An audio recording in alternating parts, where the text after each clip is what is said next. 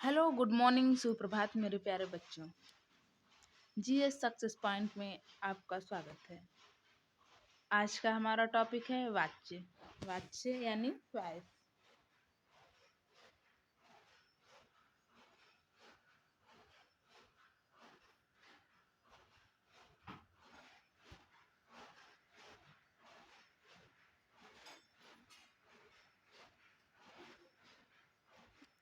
परिभाषा देखिए।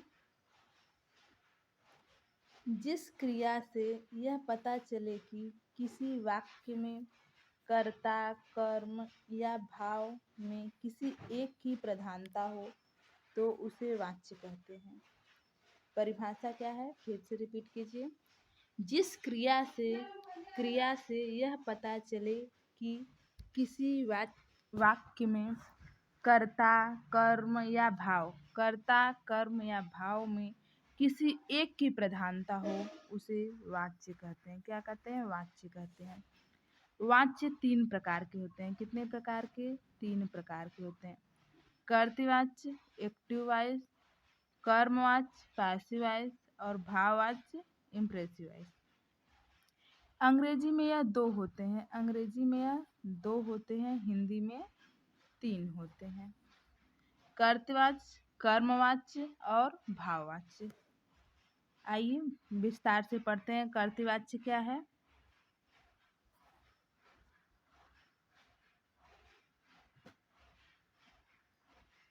कर्तृवाच्य जिस वाक्य में कर्ता की प्रधानता होती है।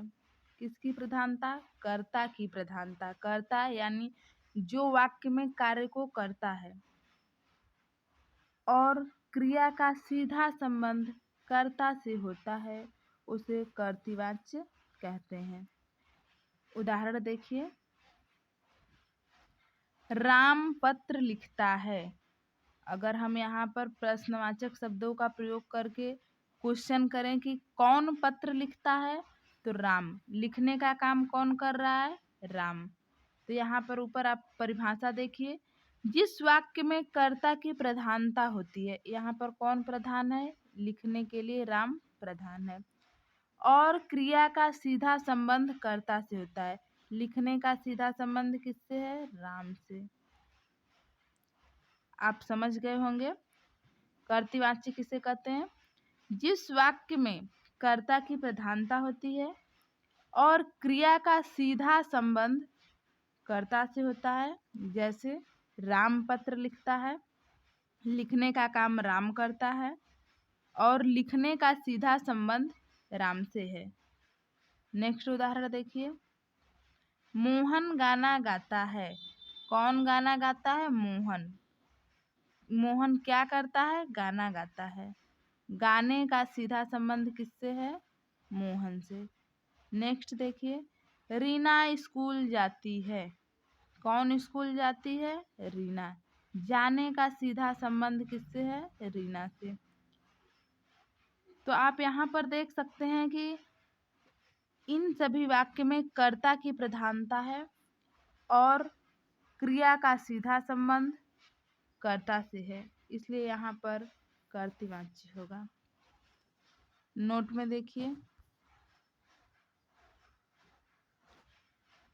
यहाँ कर्ता की प्रधानता है और क्रिया का सीधा संबंध कर्ता से हो रहा है, अतः यह कर्तृवाच्य होंगे। दूसरा है हमारा कर्मवाच्य, पैसिव वॉइस। जिस वाक्य में कर्म की प्रधानता हो वह क्रिया का सीधा संबंध कर्म से हो तो कर्मवाच्य होता है। जैसे राम रेलगाड़ी से दिल्ली जाता है।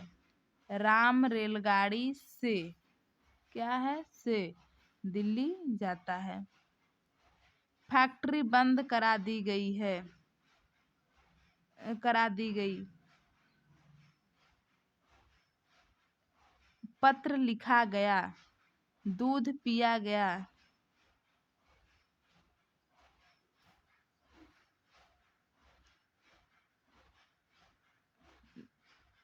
इसका पहचान है से, के द्वारा, ने। जैसे राम के द्वारा फल खाया गया। या फिर राधा के द्वारा पत्र लिखा गया। यहाँ पर राधा के द्वारा आप जोड़ लीजिए, लिखा गया। या फिर सोहन के द्वारा दूध पिया गया। कर्मचारियों द्वारा फैक्ट्री बंद करा दी गई। राम रेलगाड़ी से दिल्ली जाता है। माता पिता द्वारा प्यार किया गया। माता पिता अपने बच्चों को प्यार करते हैं, तो माता पिता द्वारा अपने बच्चों को प्यार किया गया। पहचान आप देख लीजिए, से के द्वारा ने। जिस वाक्य में कर्म की प्रधानता हो, यहाँ पर आप देख सकते हैं प्रत्येक वाक्य में कर्म की प्रधानता है। और क्रिया का सीधा संबंध कर्ता से न होकर किससे हो, कर्म से। तो आपको यहाँ हम दिखा रहे हैं क्रिया का सीधा संबंध किससे है, कर्म से है। क्या बंद हो गई, फैक्ट्री। और कौन किससे जा रहे हैं, रेलगाड़ी से। दूध पिया गया। मतलब जिस वाक्य में कर्ता की प्रधानता हो और क्रिया का सीधा संबंध कर्ता से हो, वहाँ कर्तृवाच्य। जिस वाक्य में कर्म की प्रधानता हो और क्रिया का सीधा संबंध कर्म से हो, वहाँ कर्मवाच्य होता है। पहचान से के द्वारा ने। आगे बढ़िए। नेक्स्ट है भाववाच्य। क्या है, भाववाच्य।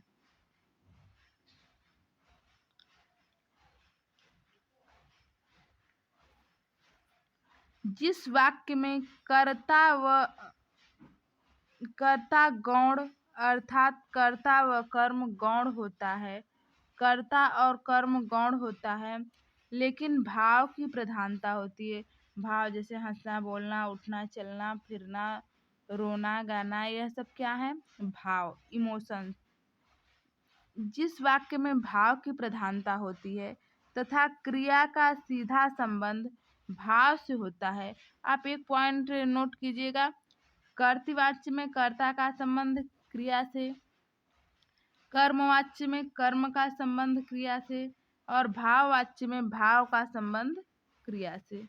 जो वाच्य रहेगा उसका सीधा संबंध क्रिया से होने वाला है, अतः वह भाववाच्य कहलाता है।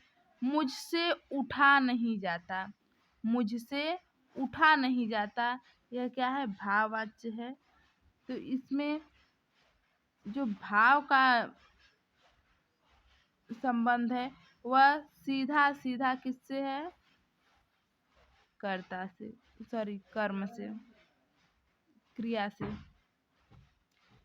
मुझसे चला नहीं जाता, चलने का सीधा संबंध किससे है, मुझसे चला नहीं जाता, भाव से। मुझसे खाया नहीं जाता। यहाँ पर जितने भी वाक्य हैं सब भाववाच्य हैं। भाववाच्य का सबसे इम्पोर्टेंट पॉइंट यह है कि इसमें कर्म नहीं होता है, कर्म अप्रधान होता है, इसमें कर्म नहीं होता है। जैसे मुझसे उठा नहीं जाता, मुझसे चला नहीं जाता, मुझसे खाया नहीं जाता, मुझसे पढ़ा नहीं जाता। ऐसे वाक्य जो होते हैं वो भाववाच्य होते हैं। इसमें भाव का सीधा संबंध क्रिया से होता है या क्रिया का सीधा संबंध भाव से होता है, और इसमें कर्ता व कर्म गौण होते हैं। नेक्स्ट पॉइंट है हमारा संज्ञा से अव्यय तक। संज्ञा से अव्यय तक हम लोग इसी टॉपिक के अंतर्गत पढ़ने वाले हैं। संज्ञा से अव्यय तक पद के भेद प्रकार कितने होते हैं, 5। पद के भेद या प्रकार कितने होते हैं, 5। चलिए देखिए। संज्ञा, सर्वनाम, क्रिया, अव्यय।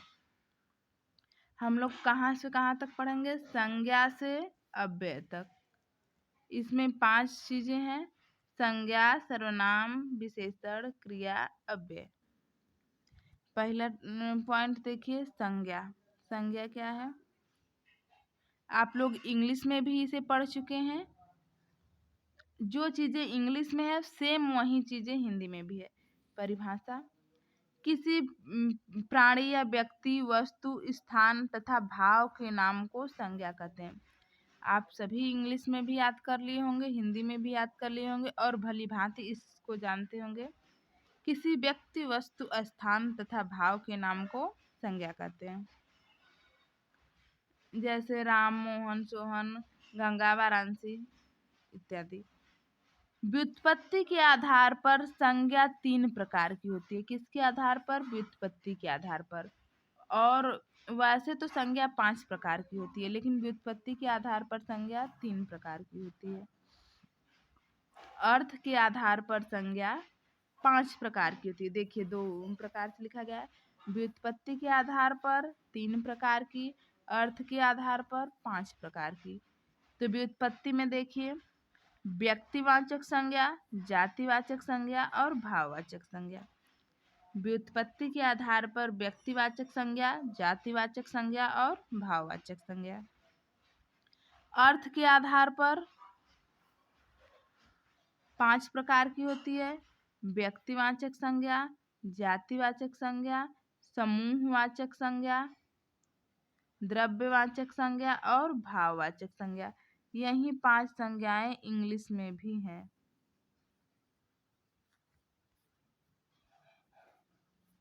यही 5 संज्ञाएं इंग्लिश में भी हैं। Proper noun, common noun, collective noun, material noun, abstract noun.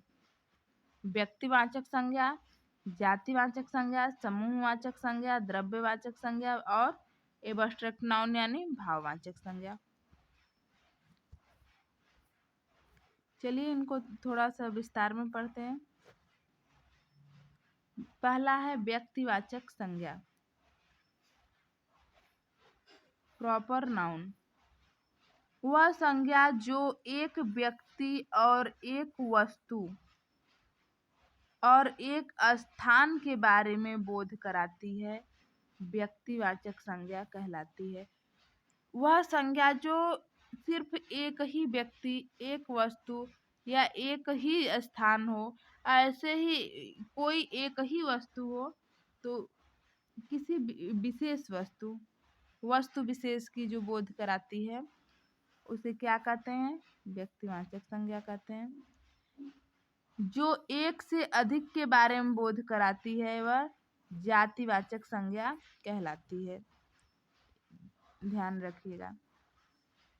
जैसे गंगा, आपको पता होगा गंगा एक ही है, हिमालय एक है, रामपुर भारत एक है, पवन पाकिस्तान, काला सागर, सूर्य, चंद्रमा, पृथ्वी, ये सब एक ही है। इसलिए मतलब किसी व्यक्ति विशेष, किसी वस्तु विशेष की जहाँ पर वर्णन किया जाए वहाँ पर प्रॉपर नाउन यानी कि व्यक्तिवाचक संज्ञा होती है। व्यक्तिवाचक संज्ञा।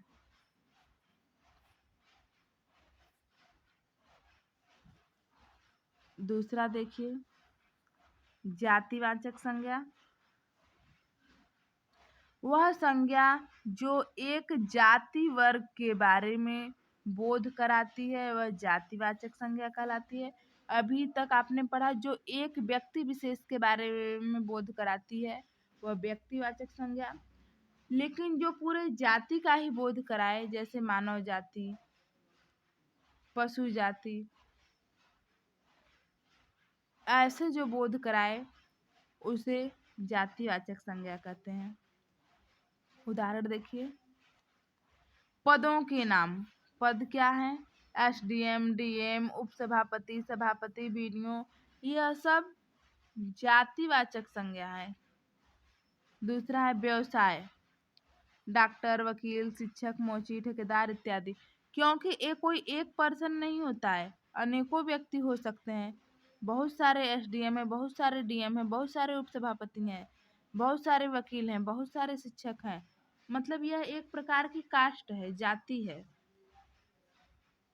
संबंधों के नाम पापा, दादा, दादी, चाचा, चाची, ताऊ, बुआ इत्यादि। प्राकृतिक आपदा, आंधी, तूफान, वर्षा, ज्वालामुखी, भूकंप, फर्नीचर, स्टूल, कुर्सी, मेज आदि। ये सब क्या है? ये सब जातियां हैं, जातियां।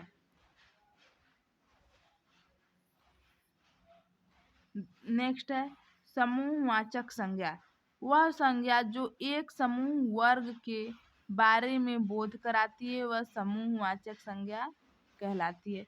वह संज्ञा जो किसी एक समूह का बोध कराती है वह क्या कहलाती है? समूहवाचक संज्ञा। जैसे कक्षा। कक्षा क्या है? एक बच्चों का समूह है, विद्यार्थियों का समूह है।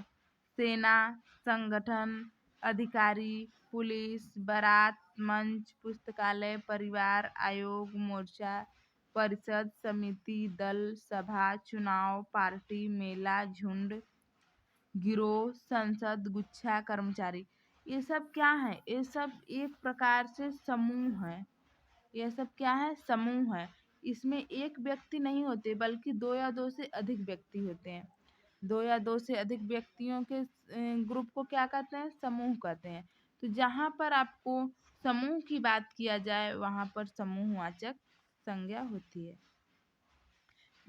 जैसे में आप समझ सकते हैं पुलिस का भी अपना एक समूह होता है, परिवार भी एक समूह है क्योंकि परिवार में एक लोग नहीं होते हैं, दो या दो से अधिक लोग जैसे माता पिता, भाई बहन, दादा दादी। तो एक लोग कहाँ हुए? इसी तरह कक्षा में या फिर झुंड में, मेला है, संसद है। मतलब जहाँ पर समूह में लोग रहें वहाँ पर समूहवाचक संज्ञा होती है। बहुत सिंपल सी भाषा में आप समझ लीजिए। आगे देखिए द्रव्यवाचक संज्ञा। कौन सी संज्ञा है? द्रव्यवाचक संज्ञा।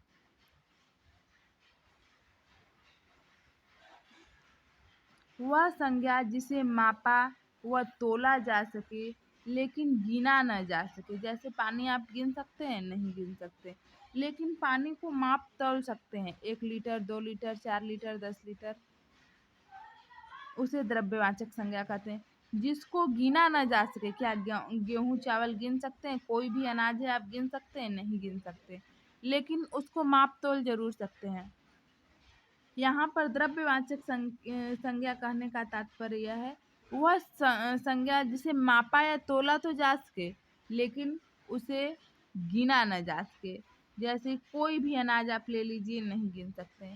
चीनी है, पानी है, अनाज है, तेल है, दूध है, दही है, गेहूं चावल सब अनाज में ही आते हैं।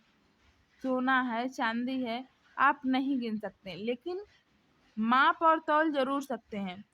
तो सीधे सीधे शब्दों में आप समझ लीजिए जिसे मापा व तोला जा सके लेकिन गिना न जा सके उसे द्रव्यवाचक संज्ञा कहते हैं। जैसे दूध, मक्खन, चावल, दही, लकड़ी, गेहूं, सोना, घी, तेल, चांदी, कपड़ा, चाय, पीतल, पनीर, पानी। आप समझ लिए होंगे अच्छे से। अब आगे बढ़िए।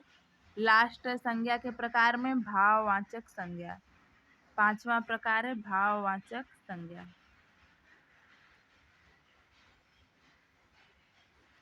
वह संज्ञा जो गुणधर्म, स्वभाव और भाव के बारे में बोध कराती है वह भाववाचक संज्ञा कहलाती है। जो गुणधर्म, स्वभाव, आपका स्वभाव कैसा है, आपके गुण कौन से हैं, आपके भाव कौन से हैं, जो मतलब मानव के व्यवहार के बारे में गुण, धर्म, स्वभाव और भाव को बताता है उसे भाववाचक संज्ञा कहते हैं। Abstract noun. उदाहरण देखिए क्रोध, ईमानदारी, हया, दया, गरीबी, शुभन, दया, सुंदरता, ईर्ष्या, ममत्व। ममत्व मतलब ममता, माँ का प्यार, मिठास, खुजली, गुरुत्व, जलन। यह सब क्या है? यह सब भाव हैं, भाव। इसी में आप हंसना, रोना यह सब भी शामिल कर सकते हैं। मतलब जो व्यक्ति के स्वभाव होते हैं, गुणधर्म होते हैं और व्यक्ति के भाव होते हैं, उन सबको हम मिलाकर भाववाचक संज्ञा कहते हैं। आगे देखिए, यहाँ पर संज्ञा टॉपिक समाप्त होता है। दूसरा है सर्वनाम। दूसरा क्या है? सर्वनाम। देखिए सर्वनाम। सर्वनाम का शाब्दिक अर्थ है सबका नाम। सर्वनाम का शाब्दिक अर्थ क्या है? सबका नाम। समझ लीजिए, सर्व मतलब सबका, नाम मतलब नाम। परिभाषा: जो शब्द संज्ञा के स्थान पर प्रयुक्त किए जाते हैं वे सर्वनाम कहलाते हैं। आप समझे या नहीं समझे?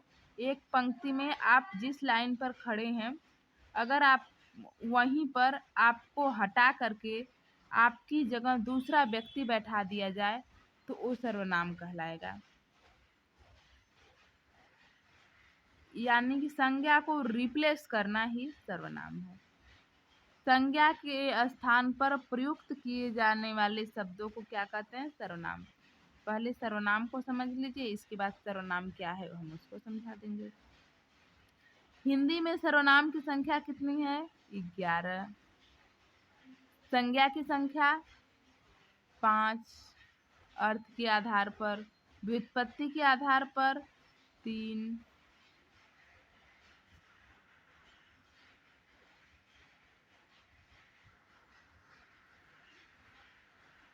सर्वनाम के भेद या प्रकार। अभी हम लोग संज्ञा के भेद पढ़े हैं, अब हम लोग सर्वनाम के भेद पढ़ेंगे। सर्वनाम के भेद या प्रकार। सर्वनाम के कितने भेद होते हैं? 6 भेद होते हैं। वैसे तो 11 होते हैं, लेकिन मुख्य रूप से सर्वनाम के 6 भेद होते हैं। निश्चयवाचक सर्वनाम, अनिश्चयवाचक सर्वनाम, प्रश्नवाचक सर्वनाम, संबंधवाचक सर्वनाम, निजवाचक सर्वनाम, पुरुषवाचक सर्वनाम। कितने हुए? 6। निश्चय, अनिश्चय, प्रश्नवाचक, संबंधवाचक, निजवाचक, पुरुषवाचक। निश्चयवाचक सर्वनाम क्या होता है? यह, वह, ए, वे। क्या होता है? यह, वह, ए, वे। और अनिश्चयवाचक जैसे कोई, कुछ, कौन, ऐसे जो शब्द होते हैं वे अनिश्चयवाचक सर्वनाम होते हैं। और प्रश्नवाचक सर्वनाम तो जितने भी प्रश्नवाचक शब्द हैं, कौन, क्या, कहाँ, कैसे, यह सब अनिश्चयवाचक सर्वनाम है। नेक्स्ट है संबंधवाचक सर्वनाम। जो, सो, जिसका, जिसकी, यह सब क्या है? संबंधवाचक सर्वनाम है। निजवाचक सर्वनाम की बात करें तो निज मतलब स्वयं, निज मतलब खुद का, अपना। तो स्वयं, आप, खुद। पुरुषवाचक सर्वनाम में उत्तम, मध्यम, अन्य।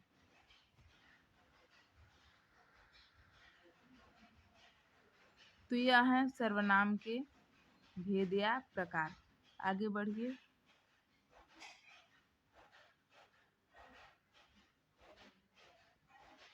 पहला है निश्चयवाचक सर्वनाम। जिन सर्वनामों में किसी निश्चित वस्तुओं के होने का बोध हो तो वह निश्चयवाचक सर्वनाम कहलाता है। किसी निश्चित वस्तुओं के होने का बोध, जहाँ पर हो वहाँ पर निश्चयवाचक सर्वनाम। जैसे यह, वह, ए, वे आदि। यह मेरी कार है, यह मेरी कार है। यहाँ पर निश्चय है, निश्चित है कि यह मेरी ही कार है। अगर आपको निश्चित नहीं होता तो यह अनिश्चयवाचक सर्वनाम हो जाता है। यह फिक्स है 100% कि यह मेरी ही कार है, यह मेरी कार है। वह मेरा घर है, यहाँ पर भी निश्चित है कि वह मेरा घर है। वे तुम्हारे पति हैं, तो यहाँ पर भी जहाँ पर निश्चित वस्तुओं के होने का बोध हो वहाँ पर क्या होता है? निश्चयवाचक सर्वनाम। तो यहाँ सभी चीजें फिक्स हैं कि मेरी है, तुम्हारी है या उसका है। आगे देखिए। अनिश्चयवाचक सर्वनाम। जिन सर्वनामों में किसी निश्चित वस्तु के होने का बोध न हो, इसको ध्यान दीजिएगा, किसी निश्चित वस्तु के होने का बोध न हो तो वह अनिश्चयवाचक सर्वनाम कहलाता है। जैसे कोई, कुछ। कोई, कुछ क्या है? अनिश्चयवाचक सर्वनाम है। जैसे चने में कुछ गिर गया है, चने में कुछ गिर गया है, या दाल में कुछ काला है, कुछ काला है। यह क्या है पता नहीं, लेकिन कुछ, अब थोड़ा है, कम ज़्यादा है, क्या है पता नहीं, लेकिन कुछ मतलब कुछ तो है जो अनिश्चित है। निश्चित नहीं है कि क्या है, लेकिन अनिश्चित है, इसीलिए कुछ। रीना को कोई मिल गया है।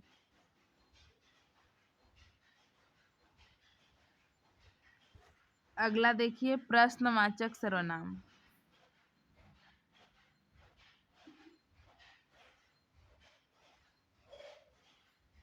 जिन वाक्यों में किसी प्रकार का प्रश्न पूछने या करने का बोध हो तो वहां पर प्रश्नवाचक सर्वनाम कहलाता है।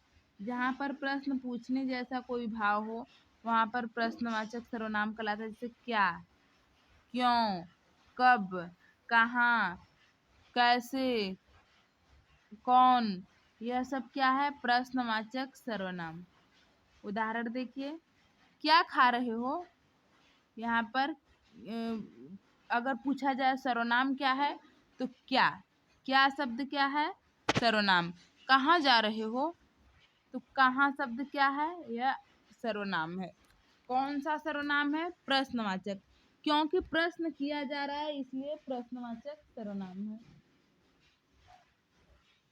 आगे देखिए, संबंध सर्वनाम, संबंधवाचक सर्वनाम। जिन सर्वनामों में किसी के संबंध होने का बोध हो और पहला वाक्य दूसरे वाक्य पर आधारित हो तो वह संबंधवाचक सर्वनाम कहलाता है। पहले वाक्य का संबंध दूसरे वाक्य से हो तो वहां पर क्या होता है? संबंधवाचक सर्वनाम। जैसे जो, सो, जिसका, जिसकी, उसका, उसकी, जैसा, वैसा आदि। जहाँ जिस वाक्य में जो होगा, जिस वाक्य में जो का प्रयोग होगा उसी वाक्य में सो का भी प्रयोग होगा। जिस वाक्य में जिसका प्रयोग होगा उसका, जिसकी उसकी, जैसा वैसा आदि। जैसे जैसा करेगा वैसा भरेगा, जिसकी लाठी उसकी भैंस, जैसा देश वैसा भेष,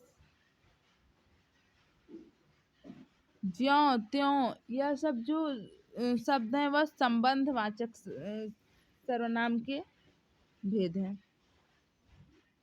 अगला है निजवाचक सर्वनाम। निज मतलब स्वयं का, खुद का, अपने आप का। जिन सर्वनामों से स्वयं के द्वारा किए गए कार्य का बोध हो तो वह निजवाचक सर्वनाम कहलाता है। जहाँ पर स्वयं के द्वारा किए गए कार्यों का बोध हो वहां पर क्या कहलाता है? निजवाचक सर्वनाम। जैसे आप, स्वयं, खुद। उदाहरण देखिए, आप भले तो जग भला। आप क्या है? निजवाचक सर्वनाम। मैं आप जाऊंगा।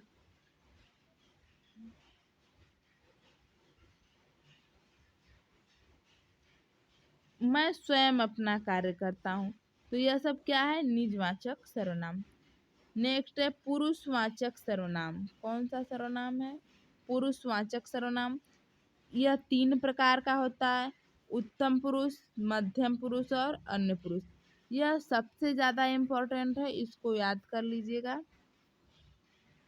उत्तम पुरुष में कौन कौन आता है? मैं, मेरा, मेरी, हम, हमारा, हमारी। उत्तम पुरुष में उत्तम, उत्तम कौन है? मैं उत्तम हूँ, यानी खुद, मैं। तो मैं से क्या हो गया? मैं, मेरा, मेरी, हम, हमारा, हमारी। उत्तम कौन है? मैं खुद उत्तम हूँ। अपने आप पर लेकर याद करेंगे तो आपको ज़्यादा अच्छा याद होएगा। आप अपने आप पर लीजिए कि कौन उत्तम है, यानी मैं उत्तम हूँ, यानी कि आप उत्तम हो। तो उत्तम मतलब मैं से मैं, मेरा, मेरी, हम, हमारा, हमारी। दूसरा है मध्यम पुरुष, तुम। मध्यम कौन है? तुम। उत्तम कौन है? मैं। मध्यम कौन है? तुम। मान लीजिए दो मित्र आपस में आमने सामने खड़े हैं, तो आपस में बात कर रहे हैं, तो कहेगा उत्तम कौन है? मैं। और मध्यम कौन है? तुम। तो वही बात। मध्यम में तुम, तुम्हारी, तुम्हारा, तुमसे, तुमको। और अन्य कौन है? अन्य। मान लो दो लोगों के बीच में तीसरा अन्य आ जाए तो वह कौन होगा? यह, वह, ए, वे। बातों को समझने की कोशिश कीजिएगा। उत्तम कौन है? मैं। मध्यम कौन है? तुम। अन्य कौन है? यह, वह, ए, वे। बार बार रिवाइज कीजिए, याद हो जाएगा आपको। उत्तम मैं से मैं, मेरा, मेरी, हम, हमारा, हमारी। और मध्यम कौन है? तुम, तुम्हारा, तुम्हारी, तुमसे, तुमको। अन्य कौन है? यह, वह, ए, वे। अगला है विशेषण। नेक्स्ट टॉपिक देखिए, विशेषण। विशेषण क्या है? परिभाषा देखिए। जो शब्द संज्ञा या सर्वनाम की विशेषता बताता है वह विशेषण कहलाता है। संज्ञा किसे कहते हैं? व्यक्ति, वस्तु, स्थान अथवा भाव के नाम को। और सर्वनाम किसे कहते हैं? जो संज्ञा को रिप्लेस करता है, जैसे यह, वह, ए, वे, मैं, हम, तुम। अभी आपने 6 सर्वनाम पढ़े हैं। जो शब्द संज्ञा या सर्वनाम की विशेषता बतलाता है उसे क्या कहते हैं? विशेषण कहते हैं। अभी आपने संज्ञा सर्वनाम पढ़ लिया है। और जो इन दोनों की विशेषता बतलाए उसे विशेषण कहते हैं। विशेषण मतलब विशेषता। विशेषण, जो शब्द विशेषता बताता है वह विशेषण कहलाता है। विशेष्य कौन होता है?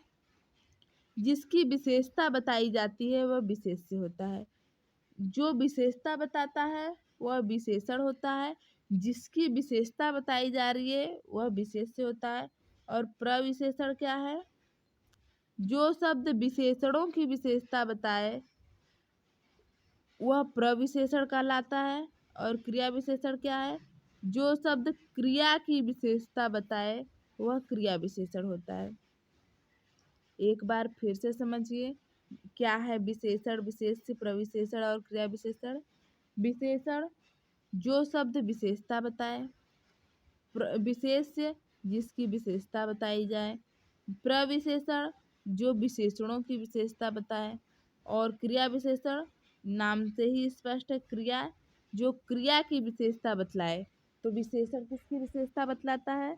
विशेषण सर्वनाम और संज्ञा के। जो संज्ञा और सर्वनाम की विशेषता बताए उसे विशेषण, और जो क्रिया की विशेषता बताए उसे क्रिया विशेषण। अच्छे से समझ में आया होगा आपको। विशेषण के प्रकार। विशेषण कितने प्रकार के होते हैं? 4 प्रकार के। फिर से रिवाइज कीजिए। संज्ञा 3 प्रकार के, अर्थ के आधार पर 5 प्रकार के। सर्वनाम 11 प्रकार के, मुख्य रूप से 6 प्रकार के। और सर्वनाम 4 प्रकार के। सर्वनाम कितने प्रकार के? 4 प्रकार के। सार्वनामिक विशेषण, संख्यावाचक विशेषण, गुणवाचक विशेषण और परिणामवाचक विशेषण। पहला है सार्वनामिक विशेषण। जो सर्वनाम ठीक संज्ञा से पहले आते हैं। जो सर्वनाम ठीक संज्ञा से पहले आते हैं सार्वनामिक विशेषण कहलाते हैं। ये 2 प्रकार के होते हैं। जैसे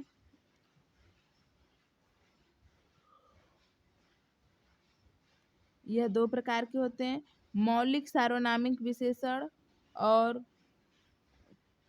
यौगिक सार्वनामिक विशेषण।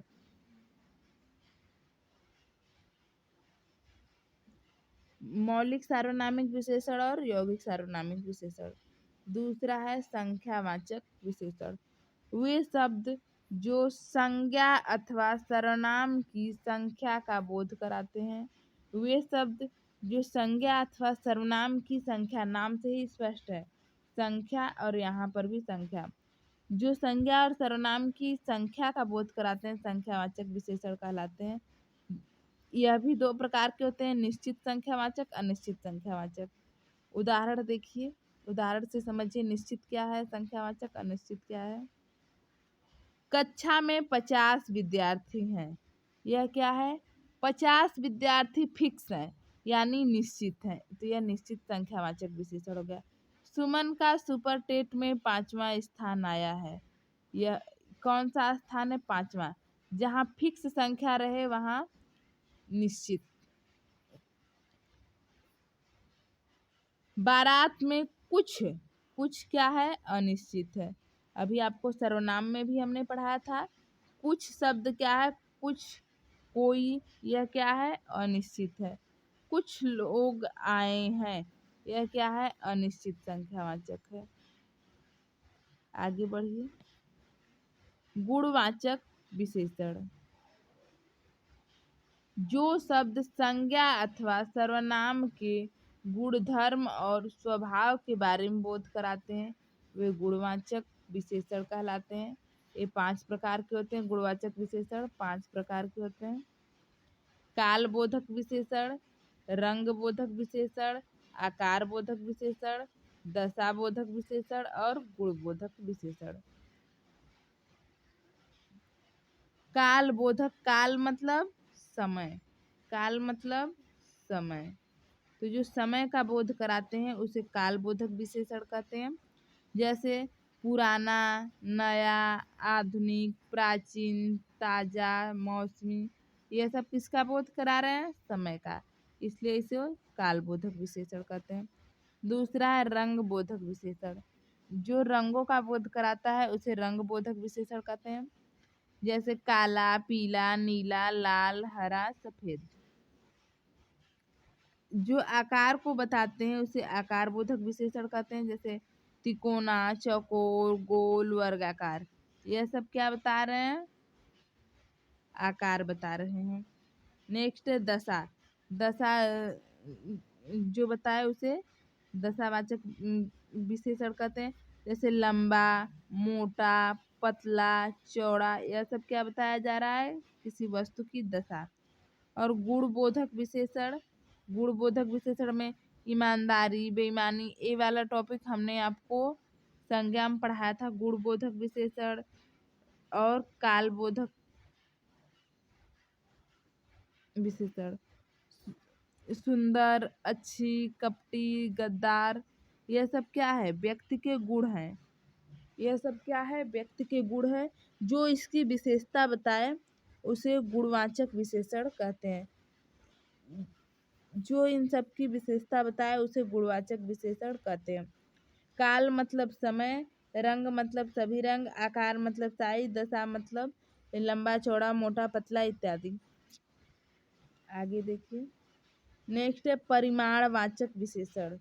क्या है, परिमाणवाचक विशेषण। जिन विशेषणों से संज्ञा अथवा सर्वनाम के परिमाण का बोध होता है वह परिमाणवाचक बोध। एक होता है परिमाण, एक होता है परिमाप और एक होता है परिणाम। तो परिणाम रिजल्ट होता है, परिमाप जो है परिमीटर होता है, और यह जो परिमाण है यह परिणाम मतलब कि एक प्रकार से द्रववाचक संज्ञा के अंतर्गत आता है। जैसे राधा ने 1 लीटर दूध पी लिया, तो 1 लीटर दूध आप गिन नहीं सकते, तो यह क्या है, परिमाण है। नीलिमा की साड़ी 6 मीटर लंबी है, आप गिन नहीं सकते लेकिन नाप तौल जरूर सकते हैं। अगला टॉपिक है हमारा क्रिया।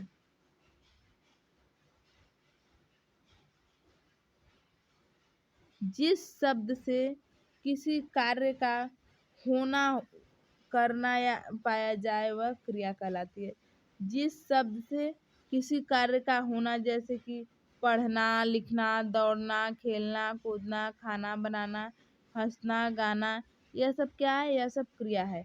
जिस शब्द से किसी काम का होना, करना पाया जाए वह क्या कहलाती है? क्रिया कहलाती है। धातु को मूलतः क्रिया के मूल रूप को कहा जाता है। इसको ध्यान से समझिएगा, इम्पोर्टेंट पॉइंट है, बहुत इम्पोर्टेंट पॉइंट है।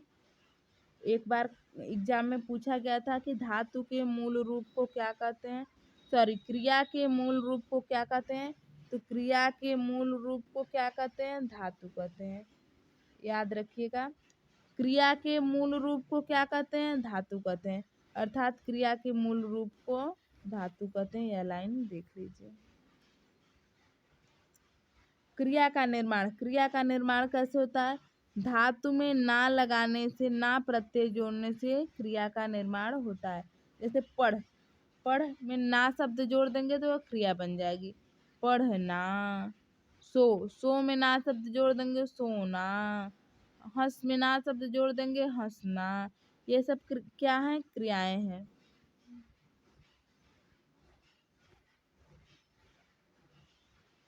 धातु, प्रत्यय, क्रिया। चल में ना जोड़ा हमने, चलना हो गया। पढ़ में ना जोड़ा, पढ़ना हो गया। हंस में ना जोड़ा, हंसना हो गया। रो में ना, रोना। तो यह धातु है और यह क्या है? प्रत्यय, यह क्रिया। क्रिया के मूल रूप को क्या कहते हैं? धातु। क्रिया के मूल रूप को क्या कहते हैं? धातु। याद रखिएगा आप लोग। क्रिया के भेद या प्रकार, कितने प्रकार की क्रिया है? 2। फिर से याद कीजिए सबको। संज्ञा 5 प्रकार की, सर्वनाम 6 प्रकार की, विशेषण 4 प्रकार का और क्रिया 2 प्रकार का। क्रिया 2 प्रकार की होती है, या रचना या बनावट के आधार पर क्रिया 2 प्रकार की होती है। रचना कह लो या बनावट कह लो, इसके आधार पर क्रिया कितने प्रकार की होती है? 2 प्रकार की होती है। सकर्मक क्रिया और अकर्मक क्रिया। कौन कौन सी क्रिया? सकर्मक क्रिया और अकर्मक क्रिया। देखिए सकर्मक क्रिया क्या है? जिस क्रिया में कर्म हो या कर्म के होने की संभावना हो। जिस किसी भी क्रिया में अगर कर्म हो या कर्म होने की संभावना हो और क्रिया का प्रभाव या फल, क्रिया का प्रभाव या फल सीधे कर्म पर पड़े, तो कर्म की संभावना पर पड़े, तो वह सकर्मक क्रिया कहलाती है। फिर से समझिए और पढ़िए। जिस क्रिया में कर्म हो या कर्म के होने की संभावना हो, या तो कर्म हो या कर्म होने की संभावना हो और क्रिया का फल या प्रभाव सीधे कर्म पर पड़े या कर्म की संभावना पर पड़े। कर्म है या कर्म की संभावना है, तो क्रिया का सीधा प्रभाव किस पे पड़ना चाहिए? कर्म या कर्म की संभावना पर। तो वहाँ कौन सा अलंकार हो, कौन सी क्रिया होगी? सकर्मक क्रिया।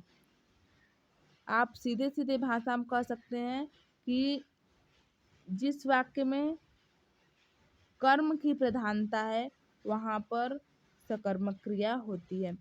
राम फल खाता है। राम क्या खाता है? फल। तो फल क्या है? कर्म। फल क्या है? कर्म। यहाँ पर आप देख सकते हैं कर्म की सीधे सीधे प्रधानता है, इसलिए यहाँ पर सकर्मक क्रिया होगी। राम गाना गाता है। राम क्या गाता है? गाना गाता है। राम पत्र लिखता है। राम क्या लिखता है? पत्र लिखता है। मतलब जहाँ कर्म की प्रधानता हो और क्रिया का सीधा संबंध कर्म पर पड़े, वहाँ पर सकर्मक क्रिया होती है। आगे देखिए।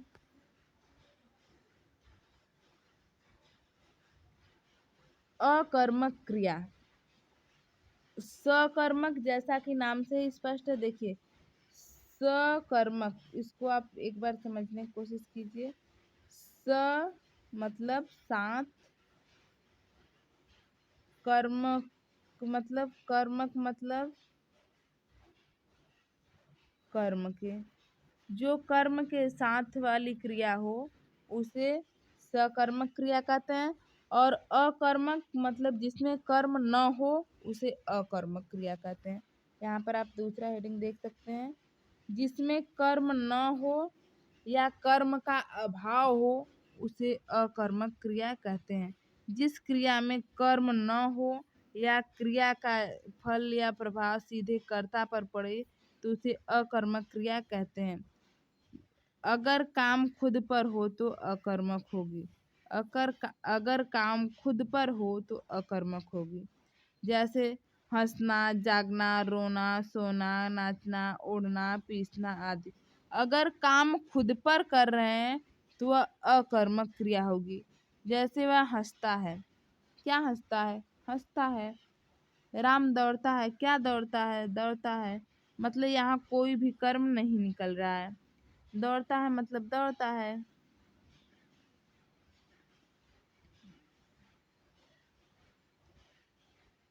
क्रिया के अन्य भेद या प्रकार, आप यहाँ भली भांति समझ गए होंगे। सकर्मक क्रिया क्या है, अकर्मक क्रिया क्या है। आपको फिर से अन्य भेद पढ़ाने से पहले एक बार फिर से कंफ्यूजन दूर कर दे रहे हैं। सकर्मक मतलब कर्म के साथ वाली क्रिया, और अकर्मक मतलब बिना कर्म वाली क्रिया। क्रिया के अन्य भेद या प्रकार कितने हैं? 6। मुख्य रूप से 2 थे, सकर्मक और अकर्मक। और अन्य भेदों को हम लोग पढ़ते हैं, देखिए।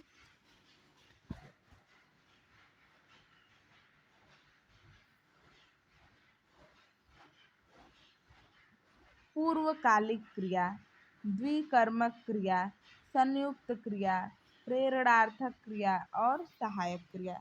अन्य भेदों में कितने पढ़ने हैं? 5। पूर्वकालिक क्रिया, द्विकर्मक क्रिया, संयुक्त क्रिया, प्रेरणार्थक क्रिया और सहायक क्रिया। तो आप देख सकते हैं पूर्वकालिक क्रिया क्या है। पूर्वकालिक, आप ध्यान से समझिए नाम को। पूर्वकालिक मतलब समय, मतलब समय पूरा करके। यहाँ पर आप देखिए डिफिनीशन, जब कर्ता एक क्रिया को समाप्त करके दूसरी क्रिया प्रारंभ करता है तो इस पहली क्रिया को पूर्वकालिक क्रिया यानी पहले के समय में की गई क्रिया कहा जाता है। फिर से समझिए, जब कर्ता एक क्रिया को यानी एक काम जो कर रहा है उसको समाप्त करके दूसरी क्रिया प्रारंभ करता है, जब कर्ता एक काम को समाप्त करके दूसरा काम करना प्रारंभ करता है तो पहली क्रिया को क्या कहते हैं?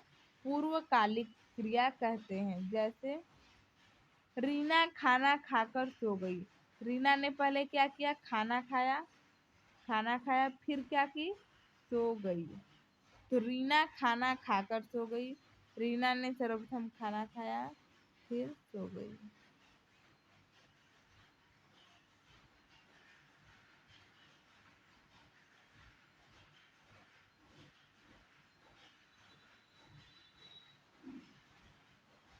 राम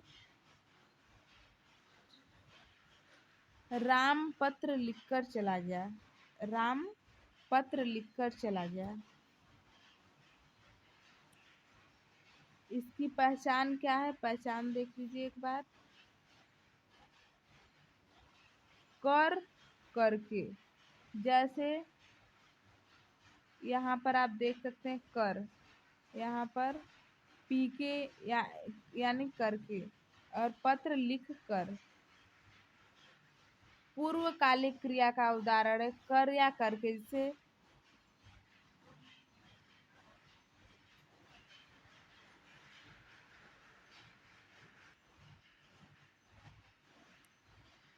जैसे आपको फिर से एक बार समझा दे रहे हैं। पहचान क्या है? कर करके। यहाँ पर आप पी के यानी पी करके। रीना खाना खाकर सो गई कर। दुष्यंत पानी पीकर यहाँ पर रहेगा। या पी करके सो गया। राम पत्र लिखकर चला गया। हम खाना खाकर स्कूल चले गए। इस प्रकार के वाक्यों में कर करके शब्द इसका पहचान चिन्ह है। और एक कार्य पूर्व में हो चुका है। आप यहाँ ध्यान से देखिए, एक कार्य पूर्व में कंप्लीट हो चुका है। जैसे खाना खाया फिर सोया, यानी खाना खाई फिर सो गई, या पानी पिया फिर सो गया। लिखकर, पहले लिखा फिर गया। तो आप यहाँ पर देख सकते हैं दो क्रियाएं हो रही हैं। एक क्रिया पूर्व के समय में हो रही है, उसके बाद दूसरी क्रिया हो रही है। तो जो पूर्व वाली क्रिया है उसमें कर या करके, यह इसका पहचान चिन्ह है। दूसरा देखिए आप, द्विकर्मक क्रिया। नाम से ही स्पष्ट है कितने कर्म होंगे, द्विकर्म। जिन क्रिया में दो कर्म होते हैं उसे क्या कहते हैं, द्विकर्मक क्रिया। जैसे रीना ने बच्चों को अंग्रेजी पढ़ाया, बच्चों को अंग्रेजी पढ़ाया। अब बताइए दो कर्म कहाँ है, एक बच्चे क्या है, कर्म है, और दूसरा अंग्रेजी। और रीना क्या है, सब्जेक्ट, और पढ़ाना क्या है, वर्ब यानी क्रिया।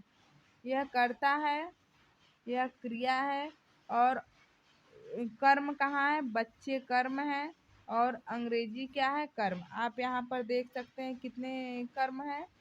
द्विकर्मक मतलब दो कर्म। कितने कर्म, दो कर्म। द्विकर्मक मतलब दो कर्म।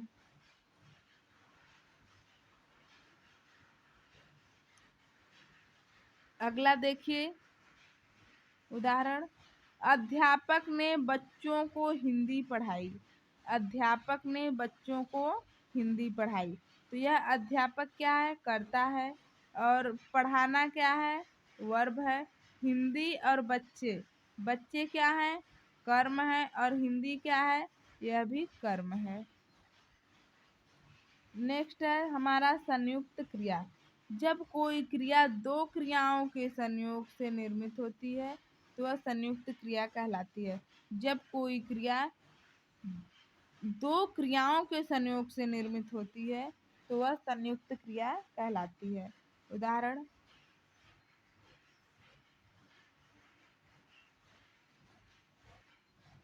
मैंने किताब पढ़ ली। मैंने किताब पढ़ ली। इसका पहचान एक बार देख लीजिए। जहां आवाज या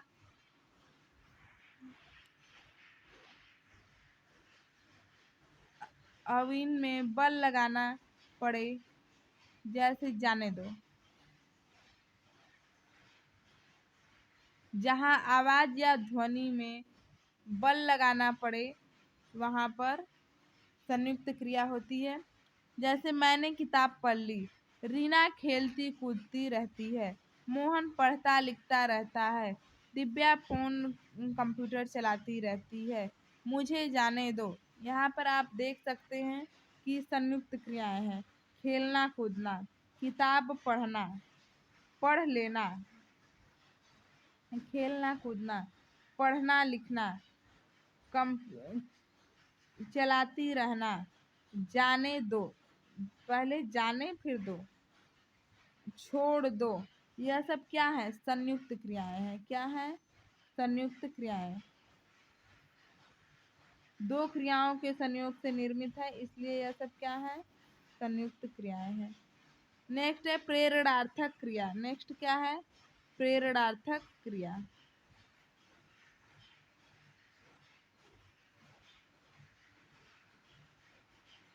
वे क्रियाएं जिनसे यह पता चले कि कर्ता स्वयं कार्य न करके किसी अन्य को कार्य करने के लिए प्रेरित करे, वह प्रेरणार्थक क्रिया कहलाती है। जहाँ पर कर्ता स्वयं काम नहीं कर रहा है, वह दूसरों को करने के लिए प्रेरित कर रहा है, वहाँ पर प्रेरणार्थक क्रिया होती है। धातु में, धातु किसमें लगता है, क्रिया में। धातु में आना तथा वाना लगा रहता है। प्रथम प्रेरणार्थक क्रिया में आना लगा रहेगा, द्वितीय प्रेरणार्थक क्रिया में वाना लगा रहेगा। जैसे चलाना चलवाना, उठना उठाना उठवाना, एग्जाम्पल आपको बता रहे हैं। गीता नौकरों से खाना बनवाती है। खाना बनवाती है, बनाती नहीं है, बनवाती है।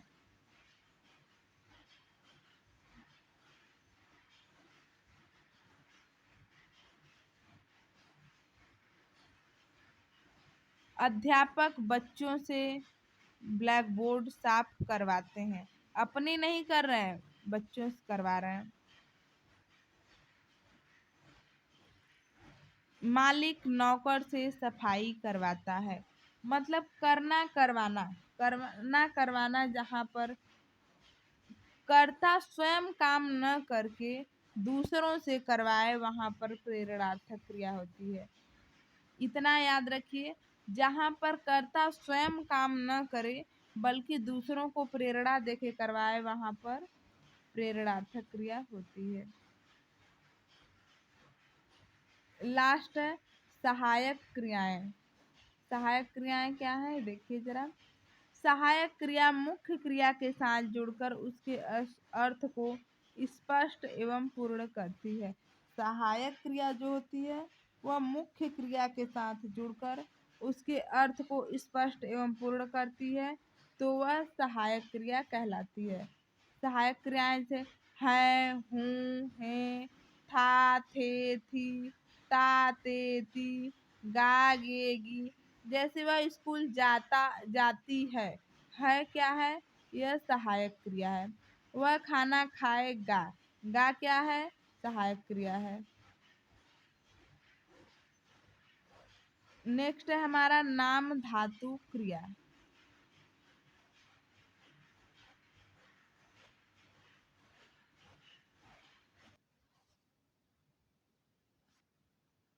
नाम धातु क्रिया किसे कहते हैं? क्रिया का वह रूप जिसमें क्रिया का निर्माण संज्ञा, सर्वनाम अथवा विशेषण में प्रत्यय जोड़ने से होता हो, उसे नाम धातु क्रिया कहते हैं। फिर से देखिए, क्रिया का वह रूप जिसमें क्रिया का निर्माण संज्ञा, सर्वनाम अथवा विशेषण में प्रत्यय जोड़ने से होता है, उसे नाम धातु क्रिया कहते हैं।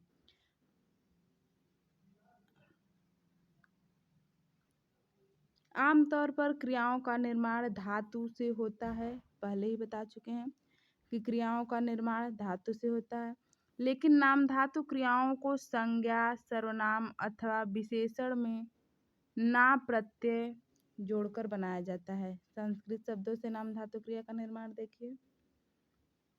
धिक्कार, धिक्कार में ना जोड़ने से धिक्कारना, अनुराग में ना जोड़ने से अनुरागना। इसी प्रकार अरबी फारसी शब्दों से गुजर में ना गुजरना, बदलना, खरीदना, खर्चना, दागना, आजमाना। यहाँ देखिए संज्ञा शब्दों से धातु क्रिया का निर्माण।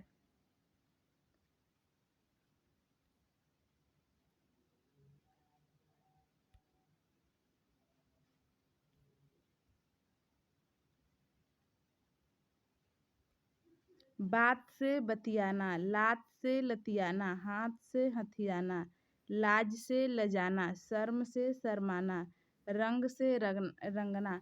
यह सब कैसी क्रियाएं हैं? नाम धातु क्रियाएं हैं। तो इस प्रकार हमारा क्रिया का टॉपिक समाप्त होता है। 2 मिनट में एक बार फिर से पूरा रिवाइज कीजिए। वाच्य 3 प्रकार के होते हैं: कर्तृवाच्य, कर्मवाच्य, भाववाच्य। जहाँ कर्ता की प्रधानता हो कर्तृवाच्य, जहाँ कर्म की प्रधानता हो कर्मवाच्य, जहाँ भाव की प्रधानता हो भाववाच्य कहलाता है। आगे देखिए, पद के भेद या प्रकार। पद 5 प्रकार के होते हैं: संज्ञा, सर्वनाम, क्रिया विशेषण और अव्यय। संज्ञा के 3 भेद हैं: व्युत्पत्ति के आधार पर। 5 भेद हैं: अर्थ के आधार पर, व्युत्पत्ति के आधार पर व्यक्तिवाचक, जातिवाचक और भाववाचक संज्ञा, अर्थ के आधार पर व्यक्तिवाचक, जातिवाचक, समूहवाचक, द्रव्यमानवाचक और भाववाचक संज्ञा।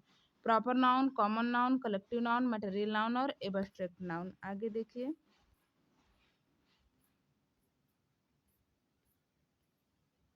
सर्वनाम सर्वनाम के 11 भेद होते हैं और मुख्य रूप से 6 होते हैं। निश्चयवाचक, अनिश्चयवाचक, प्रश्नवाचक, संबंधवाचक, निजवाचक और पुरुषवाचक। यह सर्वनाम के 6 भेद हैं। नेक्स्ट है हमारा विशेषण।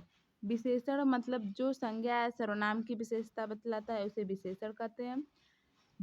जिसकी विशेषता बतलाई जाए उसे विशेष्य कहते हैं। जो शब्द विशेषणों की विशेषता बताए प्रविशेषण। जो क्रिया की विशेषता बताए क्रिया विशेषण। विशेषण के प्रकार या भेद। विशेषण 4 प्रकार के होते हैं। सार्वनामिक विशेषण, संख्यावाचक विशेषण, गुणवाचक विशेषण और परिणामवाचक विशेषण। आगे देखिए, बस रिवाइज कर रहे हैं फटाफट। क्रिया जिस शब्द से किसी काम का होना या करना पाया जाए वह क्रिया कहलाती है।